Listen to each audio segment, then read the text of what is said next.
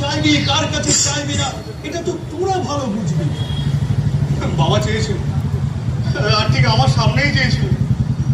মায়ের অপারেশনের সময় বাবা বড় জেঠুর কাছে মাত্র 10,000 টাকা ভিক্ষে চেয়েছিল আমার সামনে। বড় জেঠু বাবাকে ঠিক 2 ঘন্টা ধরে দাঁড় করিয়ে যাচ্ছে তাই অপমান করেছিল আমার সামনে। বড় জেঠুর অভিযোগ, বাবা কিচ্ছু করতে পারেনি, বিয়েটাও বাড়ির অমতে করেছে। ওসব লেখালেখি করতে গিয়ে একটা চাকরিও ভালো করে জোগাড় করে উঠতে পারেনি। ওসব লেখালেখি করে কি হয়? গল্প, উপন্যাস, কবিতা, ওসবে পেট ভরে? বাবা শুধু অপলক দৃষ্টিতে জেঠুর চোখের দিকে তাকিয়ে ঝড় ঝড় করে কেঁদেছিল। জেঠু বললেন, ওয়ার্থলেস, জীবনটা ভিক্ষে করে চলে না উনি।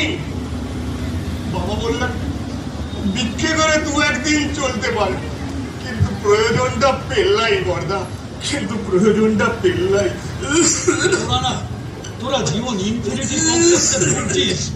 দারিদ্র তোদের সেন্টিমেন্টাল করে তুলেছে। তুমি কথাটা হতো অনেকটা ঠিক বলেছো মেজদা। আসলে আসলে এই যে